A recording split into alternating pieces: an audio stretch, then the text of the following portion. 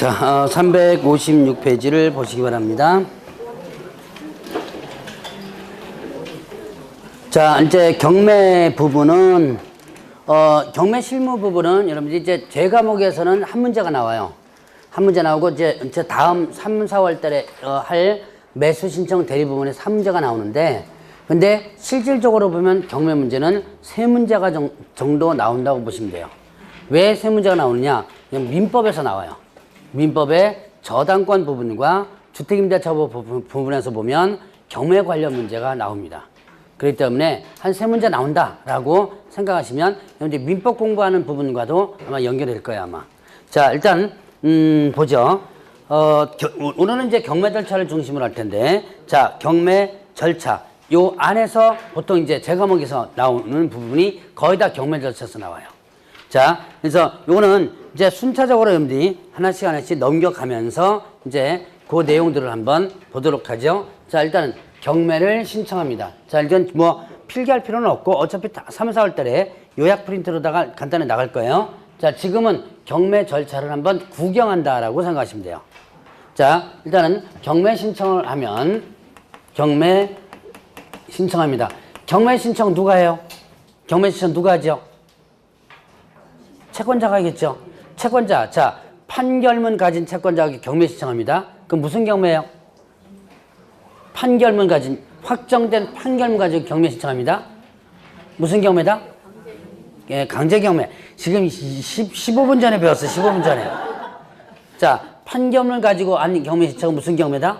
강제 경매고, 저당권자가 경매 신청합니다. 무슨 경매다? 예, 임의 경매 이렇게 하죠. 자, 등기부에 이렇게 기재가 돼요. 몇 년, 몇 월, 며칠 강제 경매 신청 이런 식으로 기재가 됩니다. 자, 그러면 이때 경매 신청할 때 경매 비용을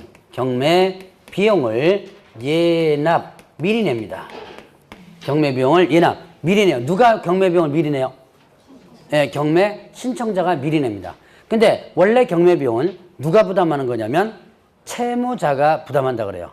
그럼 채무자가 부담하는데, 자, 그 채무자 좀 돈 못 낸 사람 있죠? 못 갚은 사람. 그럼 못 갚은 사람한테 너 돈 비용 내놔라 그러면 못 내놓겠죠? 그래서 이 채무자가 부담하는데, 이게 부담이 뭐냐? 목적물이 팔리면 그 팔린 대금에서 비용이 가장 먼저 빠져나가요.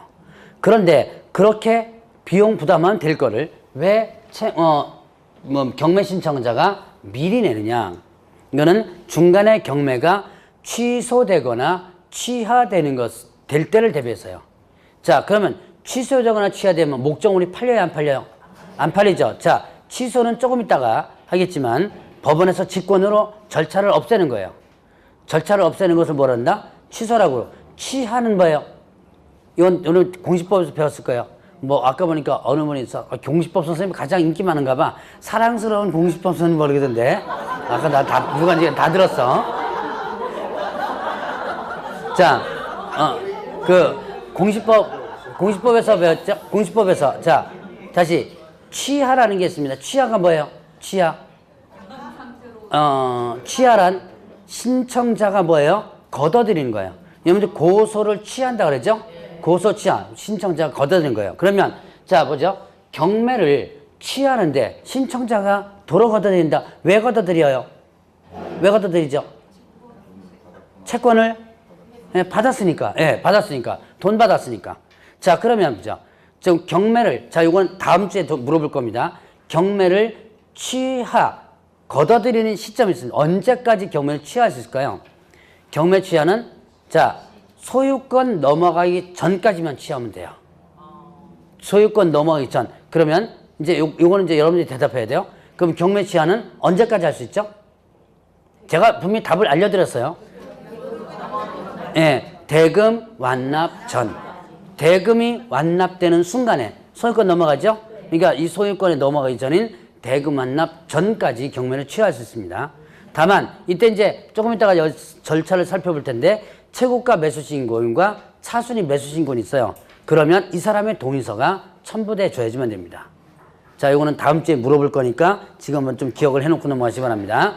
자, 그러면 다음 주에 첫 스타트에서 이거 경매 관련 부분 나와요. 자, 그러면 이제 경매가 취하되거나 취소되면 목적물이 팔려야 안 팔려요? 목적물이 안 팔리죠. 그러니까 지금까지 들어간 비용을 회수할 수 없잖아요. 그러니까 어떻게 한다? 비용을 채권자가 미리 내는 거예요.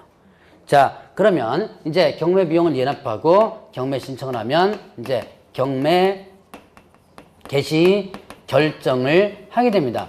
자, 경매 개시 결정을 하면 이제 법원에서 결정을 하는 거예요. 이거는 당사자 부르지 않고 서류만 가지고 하게 됩니다. 그러면 경매 결정을 하게 되면 채무자에게 뭐 한다? 송달을 하게 돼요. 당신 물건 어떻게 됐다? 경매 들어갔다 라고 연락해줘요. 자, 그러면 이제 경매 결정을 했다면 이제는 당연히 결정했으니까 등기를 올려야죠. 그래서 경매 개시 결정에 대한 거를 등기를 일단 하게 됩니다. 자, 법원에서 등기소로 하게 돼요. 법원에서 등기소로 한다. 그럼 어떻게 되는 거예요? 자, 이거는 무슨 등기라고 그러죠? 예, 촉탁이라고 그러죠? 그래서 촉탁 등기로서 등기가 올라가는데 이때 송달된 시점과 등기된 시점, 송달된 시점과 등기된 요 둘 중에 빠른 시점에서 압류의 효력이 발생된다고 합니다. 압류의 효력이 발생이 됩니다. 자, 그러면 누가 압류한 거예요? 채권자가 압류한 거죠. 누가 압류시켜준 거예요? 그렇죠. 법원에서 압류를 시켜준 거죠. 그러니까 결국 누가 압류한 거다? 채권자가 압류한 거다. 그래서 나오는 용어가 있습니다. 이 용어는 반드시 여러분들이 기억해 놓아야 되는데 어떤 용어가 나온다? 압류 채권자라는 용어가 나와요. 자, 압류 채권자라는 용어가 나오는데 압류 채권자는 누굴 얘기한다? 경매 신청자예요. 여러분들이 경매와 관련해서 압류 채권자라는 용어가 나온다라고 한다면 이건 누구다? 예, 경매 신청자다라고 보시면 돼요. 자, 그래서 다시 한번 압류 채권자는 누굴 얘기한다? 경매 신청자를 얘기한다라고 보시면 됩니다. 자, 이제 그러면 경매 개시 결정 등기를 하고 나서 그 다음에 뭐냐면 배당 요구의 종기를 결정해서 공고해야 됩니다. 배당 요구의 종기를 결정해서 공고한다. 자, 배당이 뭐예요? 배당 나눠주는 거예요. 그 목적물 안에 있는 권리자들에게 대금을 모두 다 받으면, 자, 법원에서 대금을 다 받죠? 대금을 받으면 그 목적물 안에 있는 권리자들에게 나눠주는 거예요. 근데 나눠주는 게 그냥 나눠주는 게 아니고 어떻게 나눠주는 거예요? 순위대로 일단 나눠주죠? 자, 일단 나눠주는데, 자, 이때, 자, 배당 요구. 나도 목적물의 권리자니까 나한테도 나눠줘라고 요구하는 거예요. 나한테도 나눠줘. 이렇게 요구하는 거거든요. 자, 그러면 이때 이제 배당 요구를 안 해도 배당받을 수 있는 사람이 있고 배당 요구를 해야지만 배당받을 수 있는 사람이 있습니다. 자, 배당 요구를 안 해도 배당받을 수 있는 사람들은 이미 법원에서 권리자라는 사실을 알고 있는 경우예요. 자, 이미 그 권리자라는 사실을 알고 있는 거. 그럼 뭘 갖고 권리자라는 사실을 알아요? 예, 맞아. 등기죠. 자, 등기부에 권리자와 금액이 있죠? 그러면, 이 사람들은 여기 권리자구나 알겠죠? 그래서 등기된 권리자는 배당 요구를 안 해도 됩니다. 등기된 권리자는 배당 요구 안 해도 된다. 자, 왜? 이미 법원에서 알고 있기 때문에. 그 배당 요구 안 해도 배당해줘요. 그런데 등기되지 않은 권리자는 어떻게 한다? 배당 요구를 해줘야 돼요. 자, 그럼 등기되지 않은 권리자는 어떻게 돼요? 자, 내가 이 목적물에 지금 살고 있는 권리자다는 것을 증명을 해줘야 돼요. 배당 요구할 때는 뭐 주민등본, 그거 살고 있는 임대차 계약서, 이런 거 임차인들 있죠? 그런 거 첨부해가지고 나도 여기 목적물에 살고 있는 권리자다는 것을 증명해가지고 배당 요구를 해줘야지만 됩니다. 자, 그러면 일단 여기서 보면, 자, 배당 요구를 해야 될 사람과 배당 요구 안 해도 되는 사람, 기본적으로 구분 잡는 것을 뭘 갖고 구분 잡는다? 예, 등기 갖고 구분 잡는다. 요건 여러분들 좀 기억을 해놓으라 했어요. 자, 등기된 권리자는 배당 요구를 안 해도 된다. 등기되지 않은 권리자는 배당 요구를 해야 된다. 물론 이제 등기된 권리자도 이제 조금 더 깊이 들어가면 첫 경매 개시 결정 등기라는 조건이 있습니다. 근데 굳이 이제 거기까지는 여러분들 일단 1차적으로 기억하지 말고 요 두 가지만 기억하면 돼요. 등기된 권리자는 배당 요구 안 해도 된다. 등기되지 않은 권리자는 배당 요구 해야 된다. 자, 한번 물어보죠.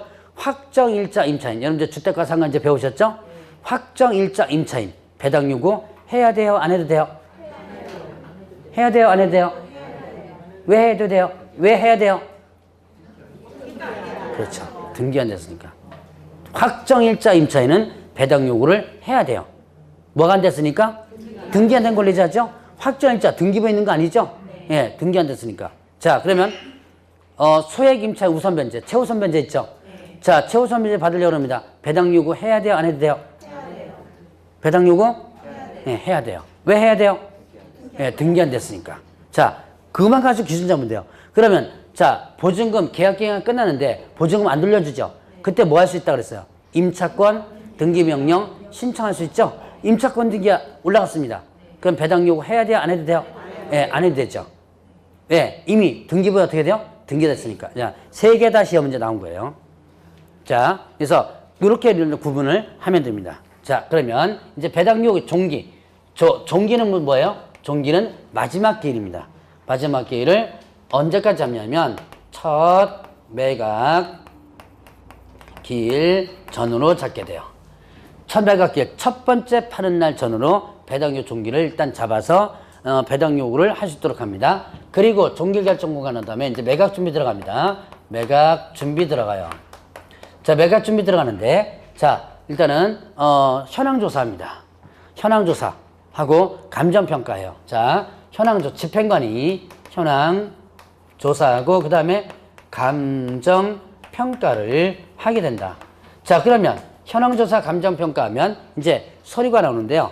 매각 물건 명세서라든가, 현황조사 보고서라든가, 그 다음에 감정평가서 이런 것들이 있어요. 이런 것들을 민사과에 비치를 하게 됩니다. 자, 근데 지금은 굳이 이제 원래 규정상으로는 민사과에 매각기일 7일 전, 일주일 전까지 비치하도록 되어 있는데 굳이 지금 민사과까지 안 가도 됩니다. 어디에 다 올라오냐면 인터넷에 다 올라옵니다. 여러분들이 자, 지금 경매 한번 저번에도 한번 손들어라 그랬던데 경매 한번 경험해 보신 분, 낙찰 받아 보신 분, 그래도 좀 되시네요.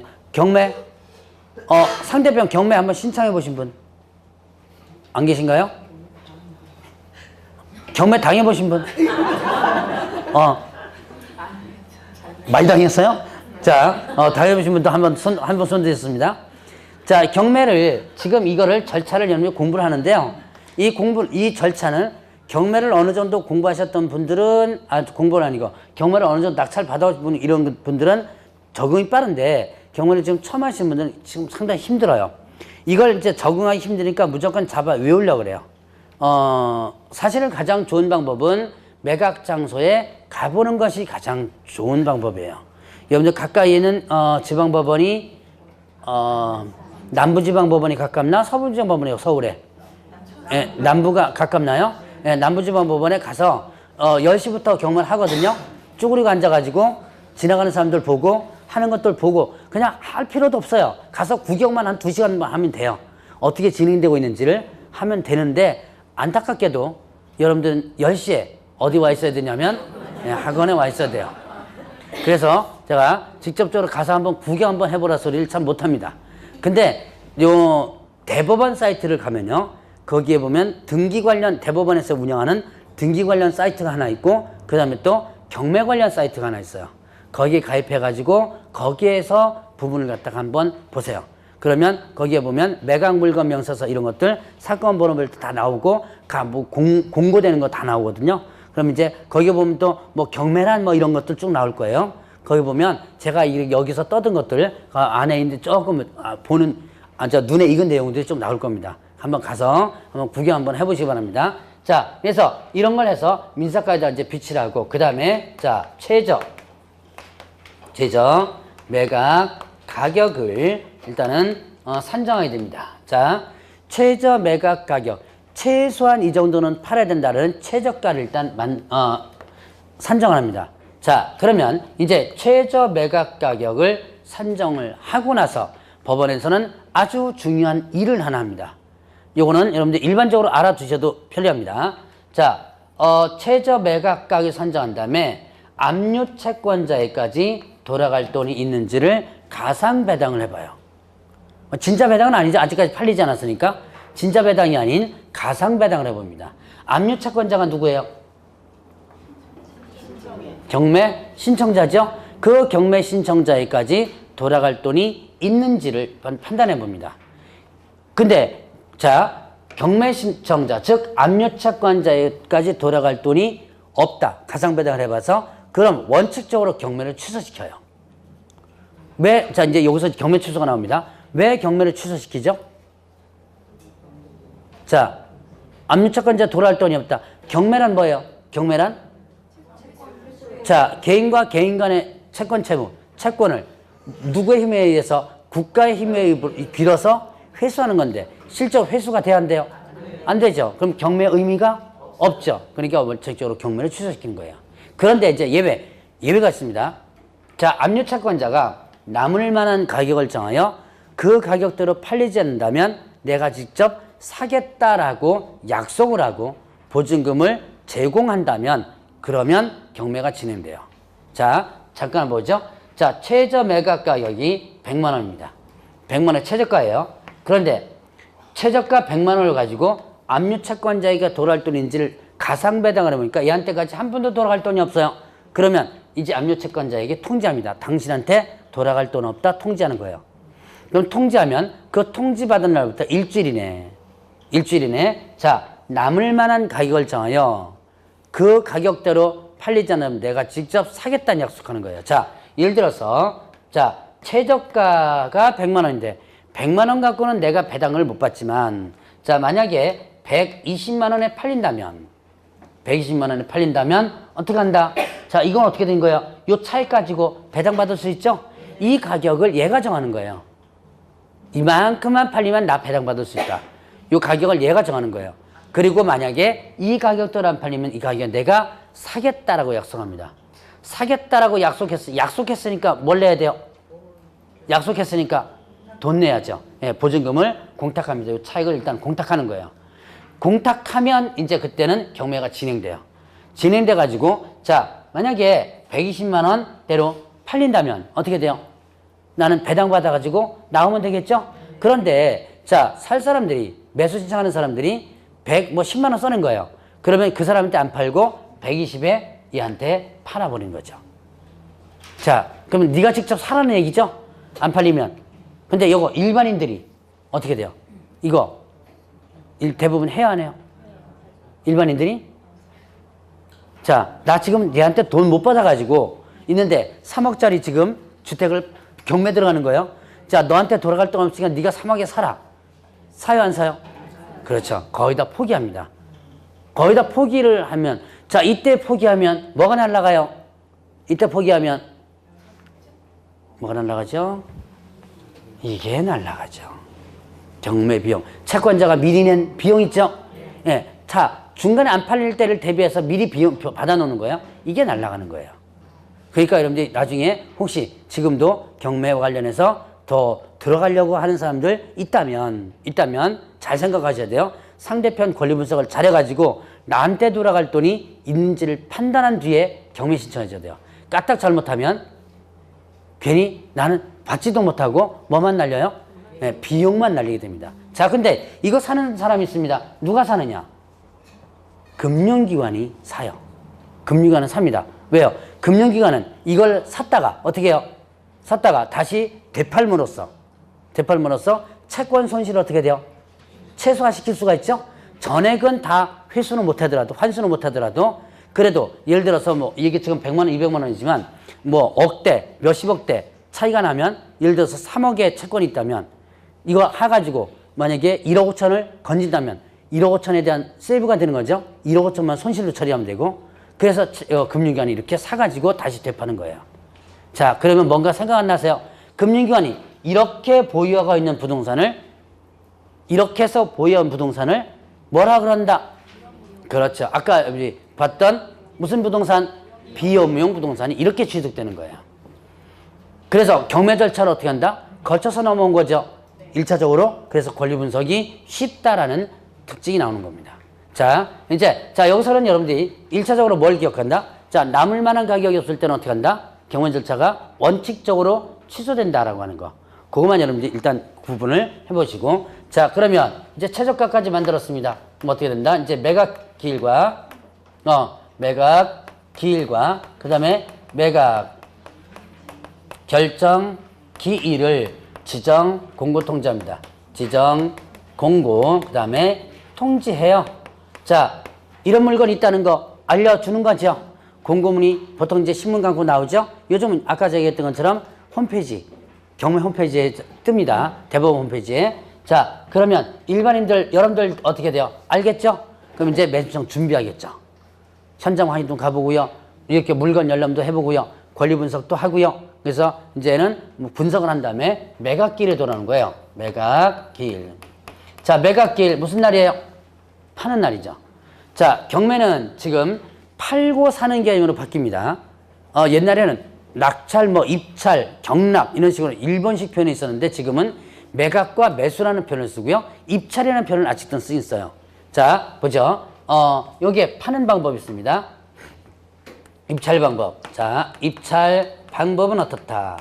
입찰 방법은 세 가지. 기일 입찰 있고요. 그 다음에 또 기간 입찰 있고요. 그 다음에 뭐가 있냐면 호가 경매가 있어요. 호가 경매가 있습니다. 자, 기일 입찰, 기일 날을 잡아서 하는 거죠. 며칠 날 하는 기일. 그날 가서 하는 겁니다. 우리나라에 99%예요, 이게. 자, 그 다음에 기간 입찰, 기간을 정하는데요. 일주일 이상 1개월 이내 기간을 정해요. 그 기간을 정한 다음에 그 기간 안에 뭐 한다? 그 기간 안에 일단은 입찰할 수 있도록 하는 겁니다. 그래서 이 기간을 정하는 것은 보통 이제 우편으로도 가능해요. 우편 접수도 가능한 것이 기간 입찰입니다. 한동안 시도하다가 요즘은 거의 안 해요. 자, 그 다음에 호가 경매는 자, 날을 잡아서 기일, 날 잡아가지고 호가가 뭐예요? 호가. 부르는 거죠, 부르는 거. 여러분들 텔레비전에서 많이 본 거예요. 자, 100원부터 시작합니다. 그러면 이쪽에서 110원, 110원 계속 불러나가는 거죠. 이거 호가 경매. 자, 세 가지 방법이 있다. 자, 그러면 이제 매각 기일,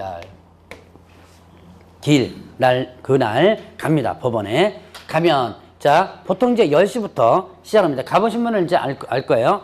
10시부터 시작을 하면 이제 가서 이제 웅성웅성거리면 이제 그때부터 이제 집행관이 와가지고 주의사항을 줍니다. 자, 법정 안에서는 금기사항들이 있어요. 이러이러한 사항을 하면서 안 된다. 그 다음에 또 기본적으로 그냥 경매 절차에서 이런 행위를 하면 안 된다. 뭐 이런 것들. 자, 고지를 시켜주고 나서 입찰 개시를 합니다. 자, 이제 개시가 되면 자, 입찰표를 작성을 하게 됩니다. 한 장짜리 이제 작성을 해요. 입찰표를 작성을 하고, 자, 그 다음에 매수 신청 보증금을 내게 되는데, 이때 매수 신청 보증금은 최저 매각 가격이 얼마냐면 10%예요. 자, 다시 한번. 최저 매각 가격이 얼마? 10%. 최저 매각 가격 10%를 매수 신청 보증으로 낸다. 자, 그러면 입찰표 한 장 쓰고요. 보증금, 이거 하나의 계약금조예요. 맨정 보증금. 자, 이건 이제 수표로 바꿔가지고 일단은 봉투에다 넣습니다.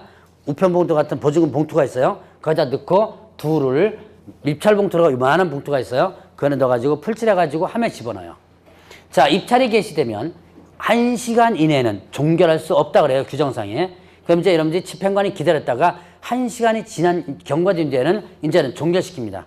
근데 이제 법원마다 달라요. 왜냐하면 사람이 많을 수도 있고 적을 수도 있고 물건이 많을 수도 있고 적을 수도 있죠. 그러니까 어쨌든 1시간 이내는 종결시키지 못하는 것도 있고 1시간 뒤에는 상황에 따라서 이제 종결 시간이 조금 다릅니다. 자, 그러면 이제 이렇게 해서 끝나게 되면 이제 입찰이 종결되면 이제 함을 뜯죠. 뜯어가지고 봉투를 다 뜯어가지고 다 확인을 한 다음에 가장 많이 써는 사람을 뭘로? 최고가 매수 신고인으로 선정을 합니다. 자, 최고가 매수 신고인으로 선정한다. 누가 사건 번호 몇 번에 대해서 누가 얼마 써내가지고 최고가 매수 신고인이 됐습니다라고 일단은 호창 공고를 하는 거예요. 호창 부르고요. 그 다음에 또 차순위 매수 신고를 할 수 있도록 하는데 이 차순위 매수 신고인을 선정하는 거예요. 자, 차순위 매수 신고인 얘는 뭐예요? 얘는 소위 말하는 뭐죠? 후보자를 뽑아놓는 거죠. 후보자를 뽑아놓는 거예요. 그러면 자, 왜 후보자 뽑아놔요? 얘가 돈을 못 냈거나 아니면 또 부적격자이거나 그럴 때 얘한테 못 팔고 안 파는 경우가 있죠. 자, 이때를 대비해서 후보자를 뽑아놨는데 자, 이 차순위 매수 신고인은 법원에서 지정하는 게 아니라 자, 법원 직권으로 너 해라고 지정하는 게 아니라 자기가 원하면 신청할 수 있습니다.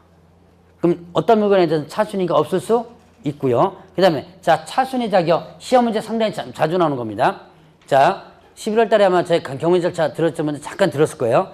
차순위 자격은 아무나 할 수 있는 게 아닙니다. 그 자격이 있어야지만 돼요.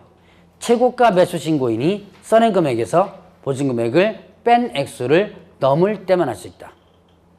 자, 다시 한번 차순위 자격은 어떻게 된다?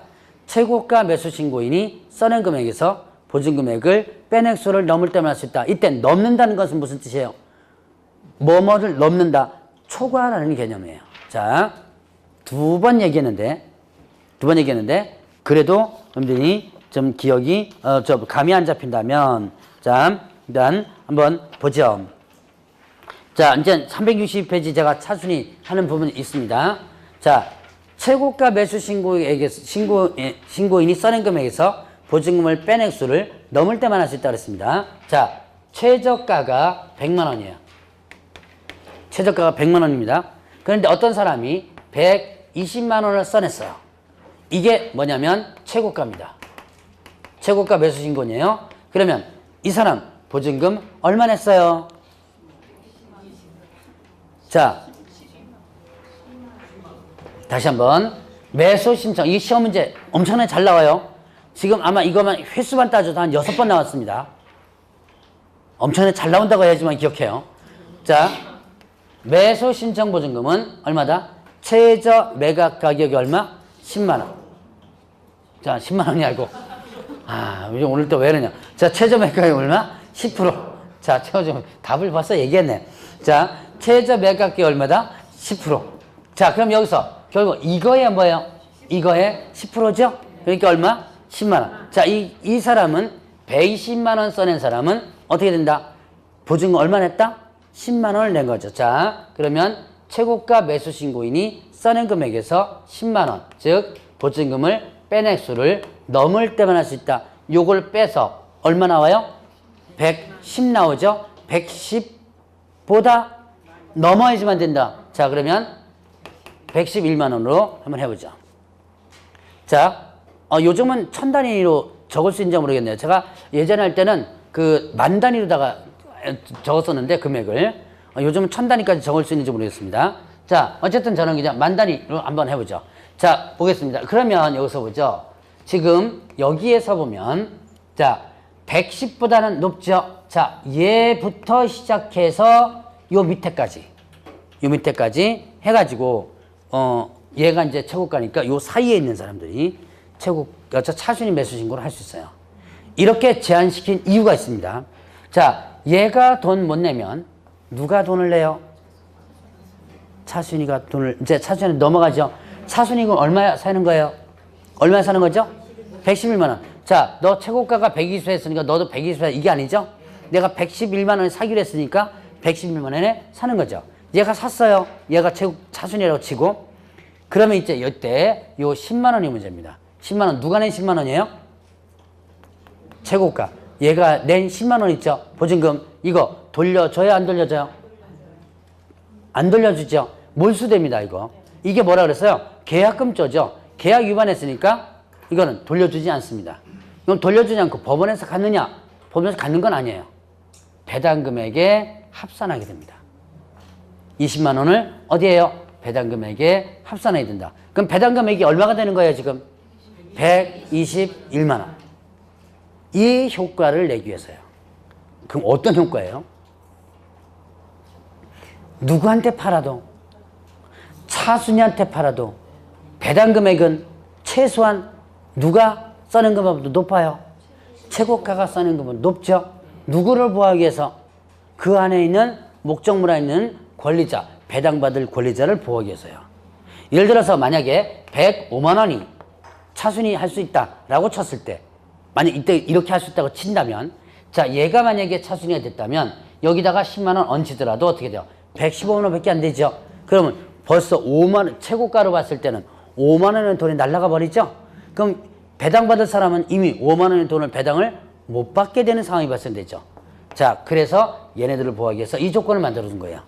자, 요거만 이해를 하면 그 문구는 이해할 수 있습니다. 자, 다시 한번. 자, 차순위 매수 신고는 차순위 매수 누가 할 수 있다? 최고가 매수 신고인이 써낸 금액에서 보증 금액을 뺀 액수를 넘을 때만 할 수 있다. 자, 요거 일단 기억을 좀 해놨는데 시험 문제 잘 나왔습니다. 그러면 최고가고 차순위 일단은 선정한 다음에 나머지 떨어진 사람들은 어떻게 한다? 보증에 대해서 반환을 해주게 됩니다. 보증 반환 신청하면 그 자리에서 바로 돌려줘요. 자, 그럼 매각기일이 이제 끝나가고 매각 결정 기일이 돌아오는데 매각 결정 기일은 이거는 파느냐 마느냐 이 사람에게 파느냐 마느냐를 최종적으로 결정한 날입니다. 파느냐 마느냐를 최종적으로 결정한 날인데 이거는 매각 기일로부터 일주일 7일입니다. 일주일 이내로 정해야 돼요. 그래서 파느냐 마느냐 결정한다 그래서 이거를 실무 용어로는 매각 허부 결정이다 라고 합니다. 매각 허부 결정이라고 표현을 해요. 자, 그러면 매각이 자 허가 되는 거 허부 허가 되는 거 뭐예요? 거부되는 거예요. 매각이 어떻게 돼요? 불허가 되는 거죠. 자, 매각이 불허가 된다. 매각 불허가 됩니다. 어떤 경우에 경매에 참가할 수 없는 자가 참가한다면. 자, 여러분들 교재 경매에 참가할 수 없는 자 부분을 한번 잠깐 363페이지에 있는 것 같네요. 자, 363페이지 맨 밑에 매수 신청에 제한받는 자 있죠? 거기 보니까 대표적으로 뭐예요? 일단 채무자 참가할 수 없어요. 채무자 참가할 수 없고 재매각에서 전매매수자 363페이지 맨 밑에 부분에 있습니다. 자, 그 다음 페이지로 넘어가면 자, 집행관. 자, 여기 물건조산, 현황조산, 집행관, 그 다음에 감정평가사 이런 자 참가할 수 없고 자, 그 다음에 이 경매가 진행되고 있는 법원의 법원 직원들, 법관 참가할 수 없어요. 예를 들어서 서울 남부지방법원에서 지금 경매가 진행 중이라면 그 남부지방법원에 있는 직원이나 법관이나 거기 거는 참가할 수 없으면 자기 법원 건 참가할 수 없어요. 그러니까 이 직원들은 어떻게 돼요? 법관의 직원들은 다른 법원 건 참가할 수 있는데 자기가 하는 부분에서 있다면 참가할 수 없습니다. 그 다음에 또 이제 여기 경매 절차에서 형법상 위반의 의로 자, 이거는 이제 잘 한번 듣고 넘어가세요. 다음 파트 때 또 써먹겠습니다. 형법상 위반의 의로 경매 절차에서 확정 판결 받게 된다면 확정 판결로부터 2년이 경과되지 않은 자 참가할 수 없습니다. 자, 만약에 이렇게 참가할 수 없는 사람들이 참가를 했다. 그럼 어떻게 돼요? 법원에서는 이 사람을 걸러내겠죠. 걸러내 매각이 거부되는 거예요. 불허가 되는 거죠. 자, 그 다음에 또 매각이 불허가 되는 경우 또 하나 있습니다. 뭐냐면 농지. 이건 시험 문제 몇 번 나온 거예요. 자, 농지는 아까도 잠깐 얘기했듯이 뭘 발급받아야 돼요? 농지 취득 자격증명 발급받아줘야지만 되죠. 자, 근데 농지 취득 자격증명을 발급받아가지고 언제까지 제출하도록 되냐면 매각 결정 기일 이날까지. 자, 실무사에서는 10시입니다. 자, 매각 결정 기일까지 제출을 하도록 하고 있어요. 만약에 농지 취득 자격증명을 발급받지 못한다면 매각이 불허가 돼요. 그러니까 혹시나 여러분들이 농지 쪽을 토지 쪽도 괜찮아요. 토지 쪽 특히 시골 쪽은요. 값이 꽤 많이 떨어지거든요. 지금 조금 이따가 얘기했지만 유찰될 때는 막 30%까지 막 떨어지기 때문에 가격이 꽤 괜찮은 경우도 있어요. 그런데 문제는 이거는 농지증을 발급받아야 되는 상황이 발생됩니다. 자, 그럴 때 미리 가서 내가 농지증 발급받을 수 있는지를 일단 확인해 보셔야 돼요. 그거 확인 못하고 덜커덕 낙찰받아 놓고 이제 농지증 제출해야 된다 그러니까 부랴부랴 가서 관청에 가면 해줘야 안 해줘요? 안 해주면 이제 그때부터 이제 담당 공무원 완전 들이볶습니다. 왜? 농지증 발급 못하는, 자, 제출 못하면 어떻게 돼요? 매각이 어떻게 되고? 불허가 되죠. 매각 불허가 되는 순간에 뭐 날라가요? 그렇죠. 이거 날라가요, 이거. 졸제 이거 날라갑니다. 그러니까 여러분들이 미리미리 확인을 해줘야 돼요. 자, 그러면 이제 매각이 정상적으로 허가됩니다. 매각이 어떻게 된다면? 허가된다면 이때 즉시 항고를 할 수 있는데요. 이때 즉시는 7일이라는 날짜가 있습니다. 7일 날짜. 자, 매각 허가에 대한 즉시 항고할 수 있다.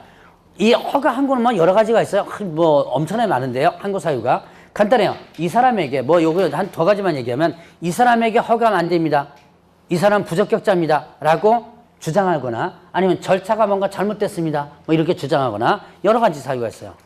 자, 그러면 이렇게 항고를 하면요. 경매 절차가 중단이 돼요. 왜요? 이거를 뭐 하기 위해서? 예, 심의하기 위해서. 이거 심사해줘야죠? 자, 심의하기 위해서 경매 절차가 중단이 됩니다. 그러면 항고가 계속 있어요. 이 사람 한 거가 저 사람 한 거고 이래 되면 어떻게 돼요? 경매 절차가 계속 중단이 되겠죠. 그거를 막기 위해서 쓸데없이 항고하지 말라고 항고 보증금을 공탁하도록 되어 있습니다. 자, 이때 항고할 때 항고 보증금을 공탁하는데 보증금 얼마냐면 매각 대금의 얼마냐면 10%예요. 자, 매각 대금의 10%. 자, 이제 보죠. 요 두 가지가 시험 문제 잘 나왔습니다. 자, 매수 신청 보증금 얼마예요? 최저 매각 가격의 10%고 항고 보증금 얼마예요? 매각 대금의 10%. 매각 대금 10%입니다. 자, 이렇게 항고 보증금을 내고 항고를 합니다. 그러면 항고할 수 있는 사람은 채무자, 그 다음에 또 소유자, 그 다음에 채무자, 소유자 외의 나머지 이해관계인. 자, 채무자, 소유자도 이해관계인입니다. 그거 말고 나머지 이해관계인. 그러면 채무자, 소유자가 이제 항고를 합니다. 이 항고에 기각된다면 이때는 보증금을 회수할 수 없어요. 기각된다면 건수가 안 된다는 얘기죠. 자, 그래서 패소하는 거예요. 그래서 기각되면 보증금을 회수할 수 없다. 왜 쓸데없이 항고하느냐? 하나의 벌칙이죠. 그래서 몰수시키고 요거를 배당금액에 합산시킵니다. 자, 그러면 이 채무자, 소유자 이외에 나머지 이해관계에는요. 자, 기각된다면 보증금을 뭐한다? 보증금을 회수할 수 있어요. 그런데 그 기간에 대한 이자를 뭐한다? 제외하고 주게 됩니다. 자, 이자를 제외한다. 이게 뭐냐? 중단됐던 기간에 대한 법정이자예요. 자, 우리나라의 법정이자는 연 몇 프로라 했어? 15%입니다. 예, 네, 15%. 20% 있었어요. 20% 있었는데 2016년도 작년 재작년 바뀌었어요. 원래는 25%였다가 그 너무 높다 그래서 20% 바뀌었거든요. 그랬다가 재작년에 15% 그것도 너무 많다 그래서 15% 바뀌었어요. 자, 그러면 예를 들어서 자, 매각 대금이 1억이에요. 매각 대금이 1억이면 연 이자로 이자는 얼마예요? 1,500만 원이죠? 이 1,500만 원 일일 이자로, 하루 이자로 계산하는 거예요. 그럼 간단하죠? 1,500 나누기 얼마? 365 하면 일일 이자가 나오죠? 거기다가 자, 항고가 되면 경매 절차가 중단된다 그랬죠? 그 중단됐던 기간이 30일이다. 그러면 일일 이자 계산됐죠? 곱하기 30 하면 이자가 나오겠죠? 그거를 빼고 주는 거예요. 자, 여기까지가 매각 결정기일 날 하는 일입니다. 다른 거는 기억 안 해도 좋으니까 자, 일단 뭐죠? 요거는 일단 기억해서 자, 매수 신청 보증 얼마? 최저 매각 10%, 매각가 10%. 자, 그 다음에 또 항고 보증 얼마요? 매각 대금의 10%. 자, 그러면 이제 이렇게 매각 결정기일이 끝나고 이제 매각 허가가 어떻게 된다? 확정됩니다. 매각 허가가 확정돼요. 자, 매각 허가가 확정되면 이제는 자, 언제 확정되느냐? 항고가 없거나 항고가 어떻게 된다면 기각된다면 항고가 없거나 자, 일단 어떻게 돼요? 매각 허가를 내죠. 허가를 하고 나서 일단 며칠 기다려요? 7일 기다려 보는 거예요. 항고가 없으면 확정되고요. 아니면 항고가 있다면 뭐가 되면 기각되면 확정됩니다. 그러면 이제 매각 확정되는 순간에 용어가 바뀌어요. 매수인으로 됩니다. 자, 매수인으로 바뀌게 돼요. 이 사람에게 최종적으로 팔겠다라고 하는 거예요. 자, 이 매수인이 되기 전까지는 어떻게 돼요? 어떤 용어가 나온다? 신고인이라는 용어를 씁니다. 신고인이라는 용어를 쓰는데 이 사람에게 최종적으로 팔겠다 그러면 매수 이제 인이라는 용어를 나오는 거예요. 순서대로 안 되나요? 잘 찾지 못하나요? 자, 일단은 여러분들이 지금 364페이지 하고 있는 거죠? 364페이지 일단은 하고 있는 거니까 자 이제 그냥 대충 순서대로 아마 하면 될 겁니다. 자 이제 매수인이 됐다면 어떻게 된다? 이제는 이 사람에게 팔겠다 확정됐죠? 그러니까 이제는 대금 납부.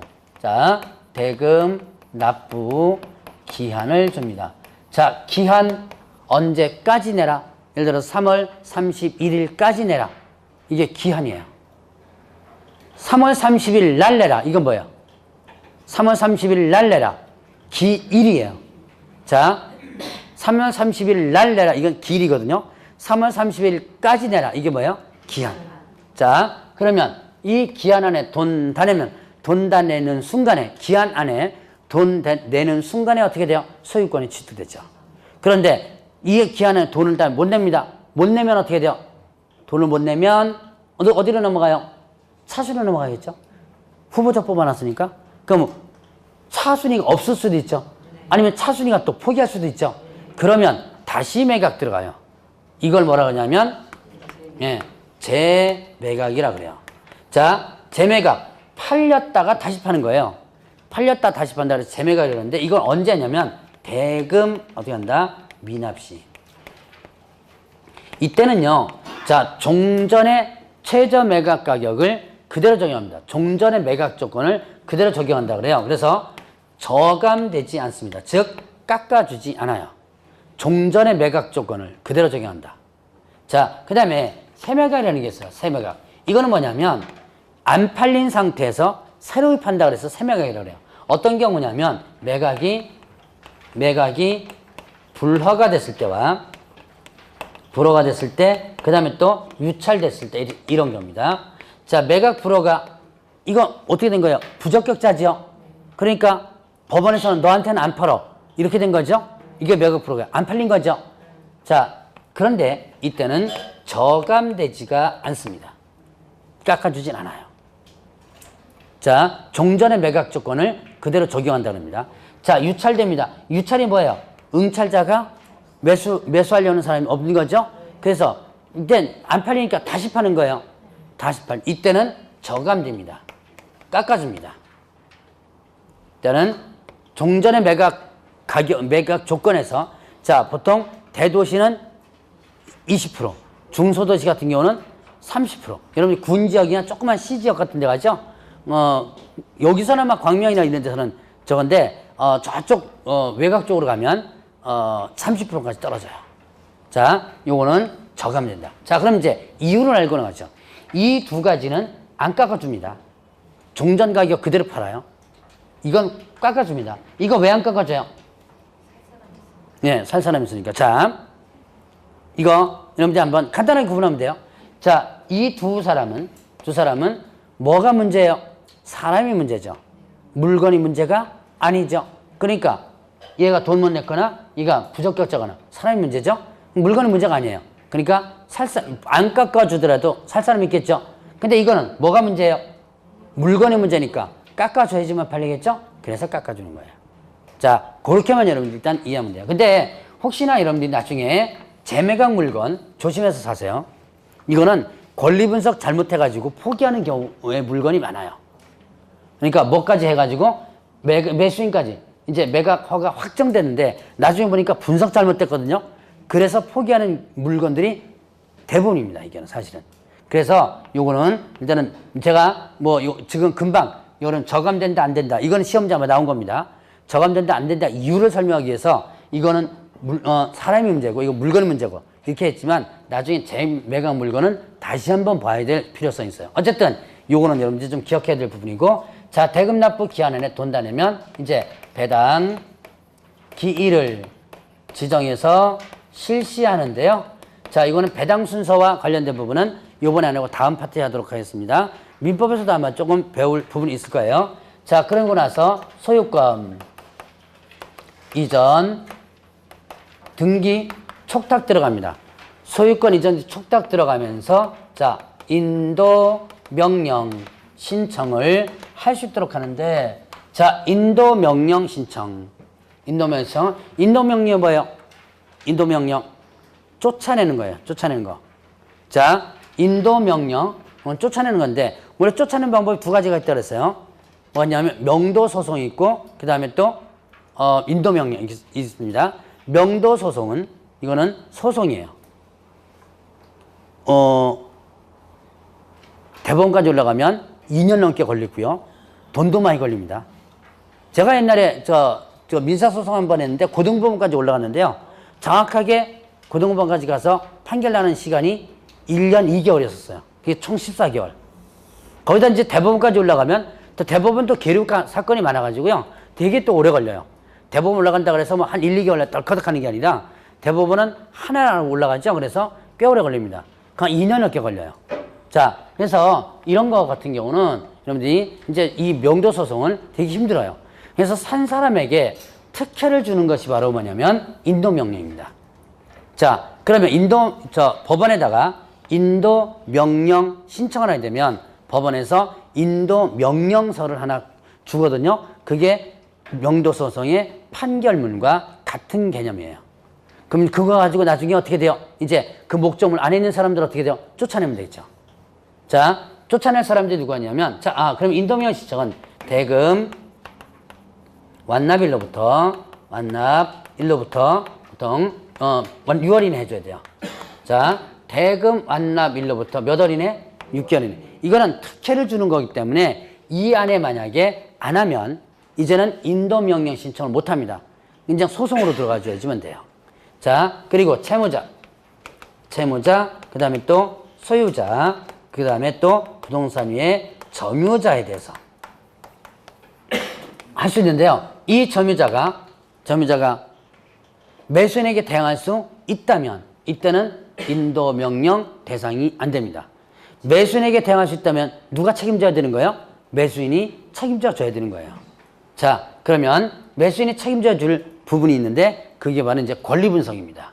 자, 요까지가 절차예요. 자, 요 절차는 여기 안에서 시험 문제가 지금 상당히 잘 나옵니다. 반드시 기억을 해내야 될 부분이에요. 많죠? 예. 다 외우려고 그러지 말고 수업을 한 3번 정도 들어보세요. 듣다 보면 조금씩 좀 정리하면 좀 될 겁니다. 자, 보죠. 이제 여기까지 해서 절차를 한번 봤으니까 여러분들 교재에 보면 이제 거기 369페이지 이제 권리 분석을 보죠. 지금 사실은 경매에서 실전 경매에서 중요한 것은 권리 분석이에요. 자, 근데 저는 무슨 용 강의냐? 제가 경매할 때마다 늘 강조하는 거. 저는 무슨 용 강의다? 시험용 강의다. 할 때마다 강조합니다. 저한테 경매 실전 물어주지 마세요. 저 모릅니다. 실전용은 이거 사실 아무 쓰잘데기 없어요. 여러분들이 경매 이제 실전에 가죠? 아무 쓸데기 없어요, 이거. 그냥 법원에서 시키는 대로 하면 돼요. 언제까지 뭐 갖고 오세요? 그럼 갖고 오면 되고요. 돈 언제까지 내세요? 그러면 내면 되고요. 시키는 대로 하면 됩니다, 이거. 그런데 시험 문제 나오니까 제가 이거를 중요시하는 겁니다. 자, 이제 여러분들 실전에서는 이건 아무 쓰잘데기 없는데 진짜 실전에서 필요한 건 권리 분석이에요. 자, 그러면 권리 분석에서 보니까 뭐냐면 소재주의와 소재주의와 그 다음에 또 뭐가 있다? 인수주의. 이렇게 두 가지가 있어요. 이제 권리 분석을 봅니다. 자, 오늘은 이제 권리 분석 기초만 한번 하고 넘어갈까요? 자, 소재주의를 또 뭐라고 표현하냐면 소멸주의 이렇게도 표현을 해요. 다른 교재 같은 데 소멸주의 이렇게도 나옵니다. 소재란 말은 사실 일본식 표현인데 제가 이제 머릿속에 자꾸 소재라는 개념으로 자꾸 들어가 있으니까 제가 이렇게 쓰더라고요. 보니까. 자, 소멸주의라고도 하는데요. 자, 인수주의. 자, 소멸주의는요. 매각 후 권리가 소멸됩니다. 매각 후 권리가 소멸된다. 자, 인수주의는요. 매각 후에 권리가 어떻게 된다? 매수인에게 인수가 되는 거예요. 자, 소재주에는 매각과 권리가 소멸된다. 이게 무슨 말이에요? 자, 경매가 되면 그 목적물 안에 있는 권리자, 권리가 어떻게 되는 거예요? 권리가 없어져 버리는 거예요. 자, 이게 이제 소재주예요. 그럼 없어지니까 등기된 권리 같은 경우, 등기되지 않은 권리는 이제 자동적으로 없어지고요. 등기된 권리자 같은 경우는 이때 소유권 이전 등기할 때 말소 촉탁을 같이 들어갑니다. 이전 등기 촉탁도 들어가지만 말소 촉탁도 같이 들어가요. 그래서 권리가 없어진다. 그 권리가 없어지니까 저 새로운 매수인에게, 자, 이거는 대항할 수 있다 없다? 새로운 매수인에게, 자, 이 없어진 권리니까 새로운 매수인에게 대항할 수 없다. 자, 그러면 인수주의는 매각 후 권리가 어떻게 돼요? 매수인에게 인수가 되죠. 그럼 권리가, 그 목적물 안에 있는 권리가 없어지지 않고요. 없어지지 않고 누구한테 넘어가는 거예요? 예, 새로운 매수인에게 넘어가는 거예요. 그러니까 등기가 될 때 소유권 이전 등기 이제 들어가죠? 이때 말소되지 않고 그 권리자의 등기가 그대로 넘어가 버린 거예요. 자, 그러면 얘는 새로운 매수인에게 어떻게 한다? 대항할 수 있는 권리입니다. 그러면 보죠. 여기에서 둘의 공통점이 있어요. 이제 대항할 수 있다 없다 이것만 하는 게 아니라, 자, 이걸 이해해 줘야 돼요. 둘의 공통점. 즉 소재되는 권리자와 인수되는 권리자의 공통점이 있습니다. 공통점이 뭐냐? 둘 다 돈을 못 받았어요. 자, 다시 한번. 둘의 공통점. 둘 다 뭘로 못 받았다? 돈을, 즉 변제를 못 받았다. 다 못 받은 거예요. 왜 못 받은 거예요? 왜 못 받은 거예요? 그렇죠. 후순위니까.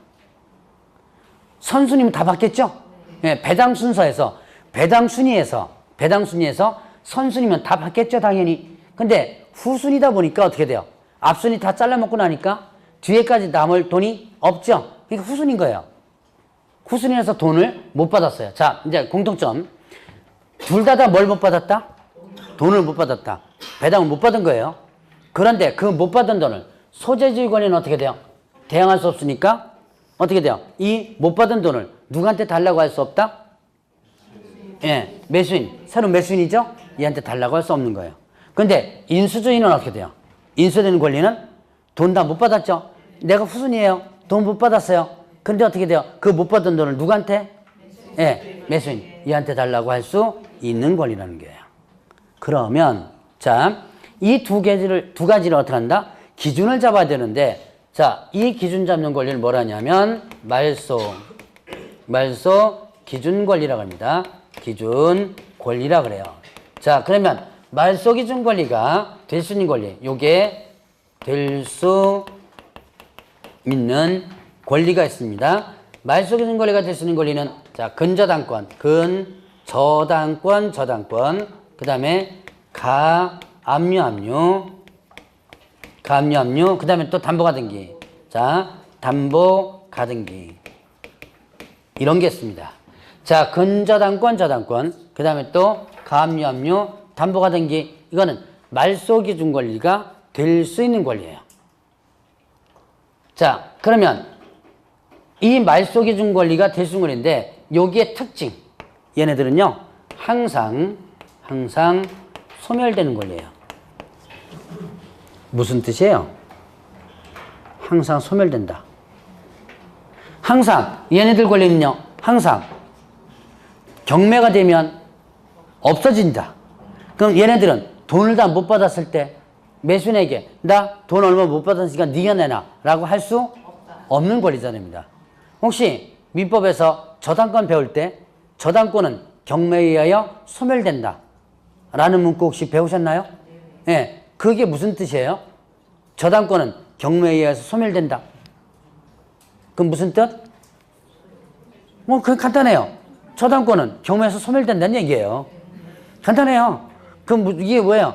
저당권은 경매에서 소멸되니까 없어지죠. 그러니까 새로 산 사람한테 그 권리를 주장할 수 없다는 뜻이에요. 권리가 없어지니까. 그러니까 저당권은 경매에서 소멸된다는 것은, 자, 이제 경매에서 새로 산 사람한테 기존의 저당권자니까 너 못 받은 돈 내놔라고 할 수 없다는 얘기죠. 자, 얘네들은 그래서 항상 소멸되는 권리자들입니다. 그러면 이 권리들 중에서 말소기준 권리는 뭐냐? 바로 이들 권리 중에서 가장 앞선 앞선 권리입니다. 가장 앞선 권리. 이들 권리 중에서 그 앞선 권리를 말소기준 권리라고 표시하고요. 그 말소기준 권리를 중심으로 해서 밑에 것은 모두 소멸시키는 거예요.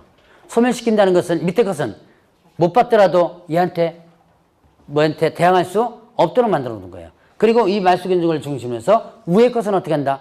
살아남아 못 받더라도 살아남아가지고 누구한테 얘한테 달라고 할 수 있도록 해놓은 거죠. 자, 그러면 이제 예시를 한번 해보죠.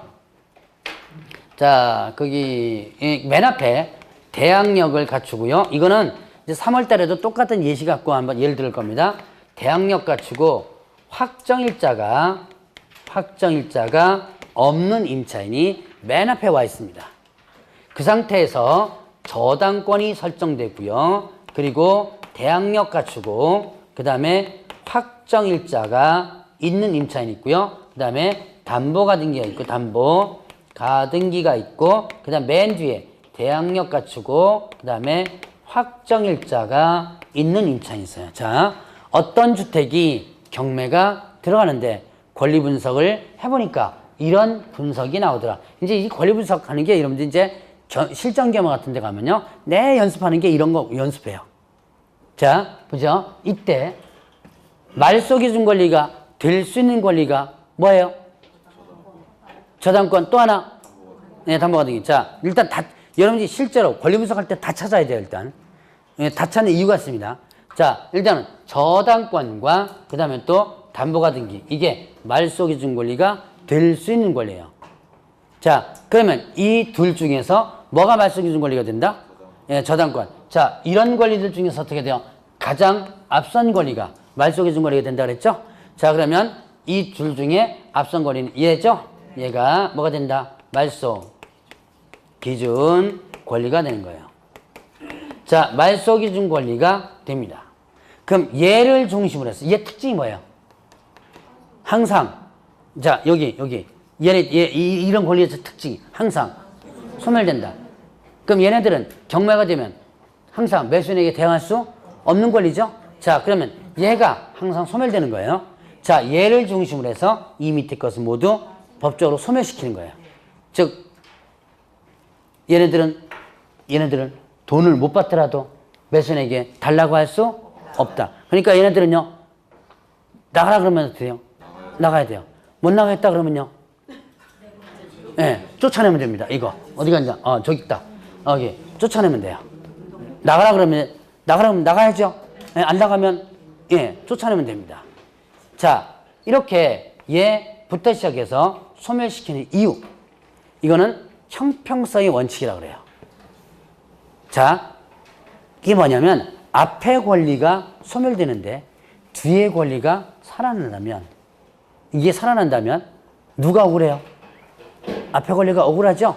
어떤 놈은 앞에 있는데 죽고 어떤 놈은 뒤에 있는데 살아난다면 얘가 억울하죠? 그러니까 나 죽으니까 너도 같이 죽자. 나 죽고 너 죽자예요.